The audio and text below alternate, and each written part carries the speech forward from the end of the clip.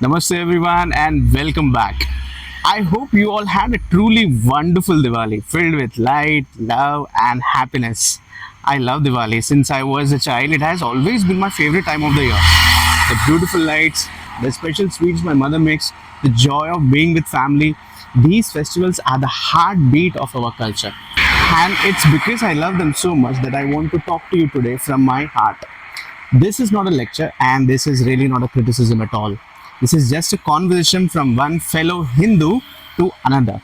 I'm a proud Hindu. My faith and my traditions are incredibly important to me. And it is from the place of deep respect that I want to share some thoughts on how we celebrate the festivals.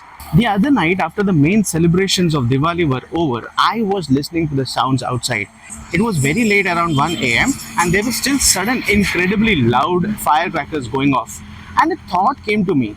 Diwali is the festival of lights and celebrations of good over evil, of light over darkness. We light our beautiful diyas to invite Goddess Lakshmi into our homes to welcome peace and prosperity. But I asked myself, is that loud, shocking noise truly a part of that tradition? Does it bring peace? Let's talk about that sound itself. We can measure how loud something is in units called decibels. A normal, quiet conversation is about 60 decibels. Our ears are comfortable with that. But many of the firecrackers we burst explode at over 120 decibels. That is as loud as a jet plane taking off. The World Health Organization has warned that any sound over 85 decibels can cause permanent hearing damage. For a sleeping baby, an elderly person, or even our pets at home, this sound isn't celebratory, it's painful and terrifying. And then there is this smoke that hangs in the air the next morning. We often hear about something called the AQI or the Air Quality Index. It's simply a way to measure how clean or polluted our air is. On a good clean day, the AQI might be around 50, but on the morning after Diwali in big cities like Delhi and Mumbai, this number has been recorded at over 400, sometimes even 500.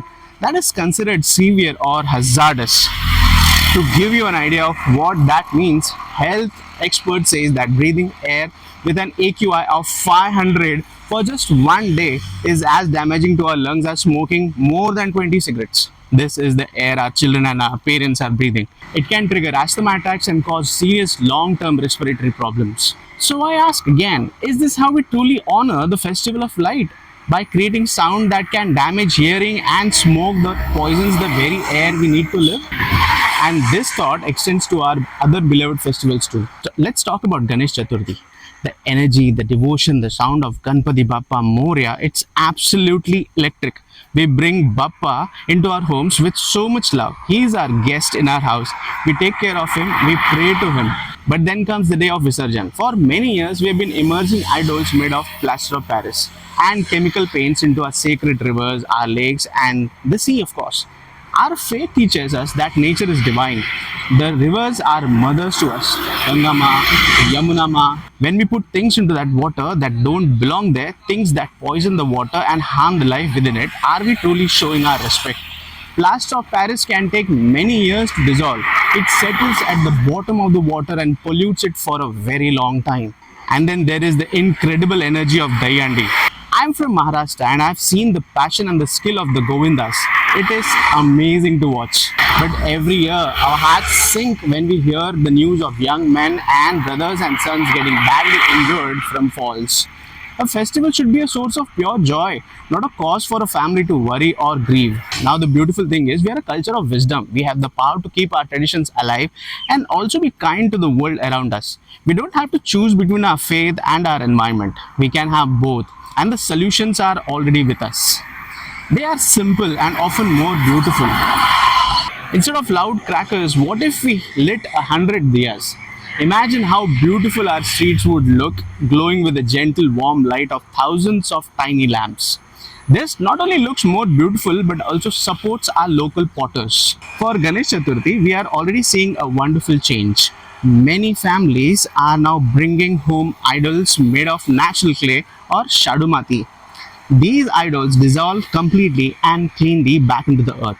Some people even perform the Visarjan at home in the bucket and use that holy water for their plants.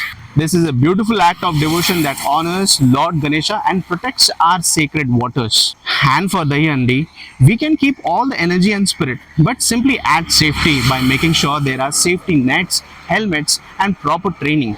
We can ensure that the festival is about celebration and not about taking risk. As a Hindu, I believe the core of our dharma is compassion or daya. Compassion for all living beings and for our Mother Earth. Our festivals are meant to bring us closer to God and closer to each other. They are about community, about sharing, about kindness. Making these small changes isn't about celebrating less, it's about celebrating more mindfully. It's about passing on the traditions to our children that are not only joyful but also responsible. It's about showing the world the true depth and wisdom of our beautiful Hindu culture. Let's keep the light, the music, the prayers, the devotion, and the community. And let's choose to leave behind the harmful noise, the pollution, and the risk. Let's celebrate in a way that makes our hearts, our communities, and our planet healthier and happier. Thank you so much for listening with an open heart. Please share your own thoughts in the comments. I would love to hear them. Namaste.